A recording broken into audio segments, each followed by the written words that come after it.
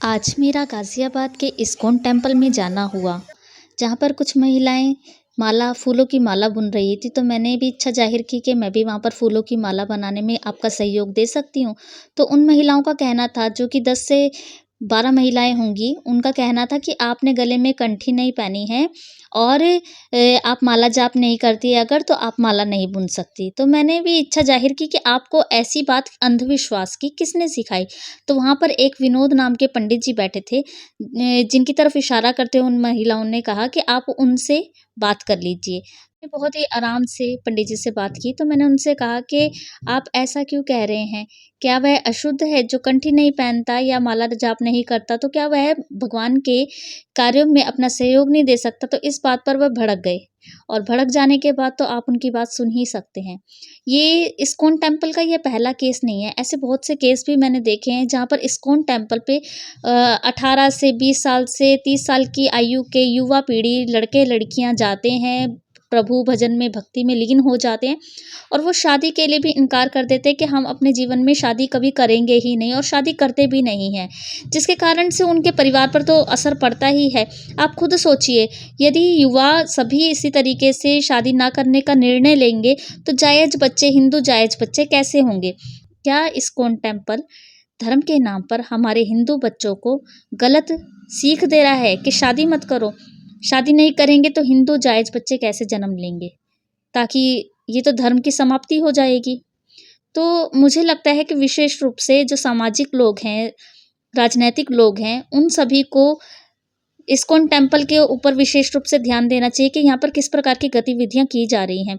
आप देखेंगे तो इनकी सच्चाई और इनके ब्रांचेज़ देखिए, अलग-अलग ब्रांचेज़ बना रहे हैं, ताकि हर जगह इस्कॉन टेम्पल पहुँच सके। आप जितनी गहराई में इनकी सच्चाई में जाएँगे तो आप देखेंगे कि बिज़नेस का ही, पैसा कमाने का ही एक इन्होंने बिज़नेस बना रखा है, धंधा बना रखा है।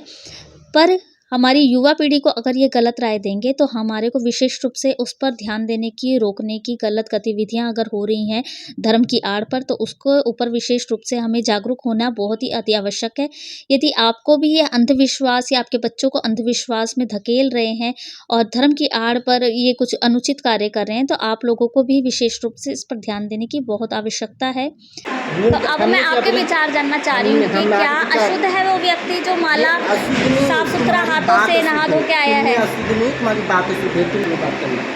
आप मेरे से कोई बात मत पूछो। तो किससे पूछें? आप मुझे ये बताइए कि माला बुनना चाहती हूँ, तो किससे पूछें? आप वहाँ नीचे जाइए, जो बारी लोग हैं ना, उनसे पूछिए, हमसे कुछ नहीं पूछिए। ठीक है। आप वहाँ नीचे जाइए। हाँ, मैं सुन लिया मैंने आपकी बात। हमारी बात क्या सुन लिया? तो आप इसी तरीके से वेलकम करते हैं जो आपके पास आते हैं? हम ऐसी, तुमने दोष देख रहे हो ना, भक्तों में दोष देख रहे हो। उन्होंने भेजा है मुझे, मैं कोई दोष नहीं दे रही, उन्होंने मुझे भेजा है कि मैं माला नहीं बुन सकती क्योंकि मैं माला नहीं करती हूँ और गले में कंठी नहीं डालती। तो ये तो किसी इंसान को बांध देना होगा ना, तो बांध के भक्ति कैसे होगी? हमने आपसे क्या बोला? हमारे पास बहस मत करो, आप वहाँ नीचे जाकर बात करो।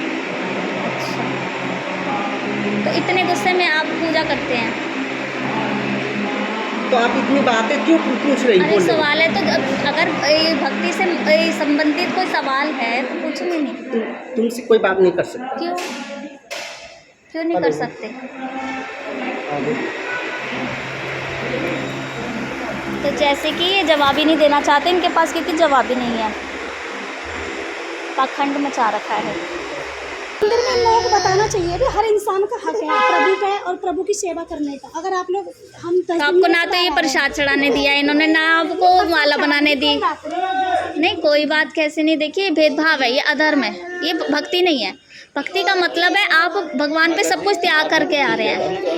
नहीं, मैं चेतना माला बनाने के लिए क्या चेतना? माला बनाने के लिए तो सिर्फ देखिए, माला बनाने के लिए तो हमारा मन और तन साफ होना चाहिए, दोनों साफ है। मैं आपके लिए बातें नहीं कर रहा हूँ, मैं लोगों की बात कर रहा हूँ। जैसे कि आप किसी से कैसे बात, हर इंसान की थोड़ा अलग अलग होती है। नहीं, माला बनाने में क्या सोच? आप वो फिर अपने पर लेके जा रहे हैं। पर आप 10 महिलाएं 15 महिलाएं बैठी हैं, वो चाह रही हैं कि सिर्फ माला तभी बुन सकते हैं जब हमने हाथ में में से माला जपी हो और गले में कंठी पहनी हो, नहीं तो हम अशुद्ध हैं। उनका सच में ये कहना है, यहाँ माला की बातें नहीं कर रहा। उन्होंने बोला है, बकायदा स्वीकारा है ये बात। मेरी भी सुन लीजिए ना, सुनाइए। मैं माला की बातें नहीं कर रहा, मैं कह रहा हूँ हर इंसान को थोड़ा कोई क्या सोच रहा है, नहीं कोई नहीं, क्या पर बोल रहा है। 10-15 महिलाओं का एक ही स्वर है मतलब, और पंडित जी का भी, जो विनोद जी आपने पंडित जी बताया, उनका भी सेम यही स्वर है। तो देखिए, भक्ति होती है ना, हम निस्वार्थ भाव से पूजा करने आए हैं और हम श्रमदान करेंगे, कोई रोक नहीं सकता पूजा पाठ को, अगर हम श्रमदान करना चाहते हैं, सेवा करना चाहते हैं भगवान की। परंतु ये कि सिर्फ जो माला जपता है, यहाँ पर से जिसने नाम लिया है वही पूजा कर सकता है, वही माला सेवादारी कर सकता है, ये पूर्णतः गलत है। और ये आप उनमें ऐसे मत भरिए थॉट्स। यहाँ सबका वेलकम, सबका स्वागत होना चाहिए। जो भी पूजा करना चाहता है, पोछा लगाना चाहता है, झाड़ू लगाना चाहता है, आपकी आज्ञा से वो भी, तो वो करने देना चाहिए। इसीलिए इंसान आता है मंदिरों में।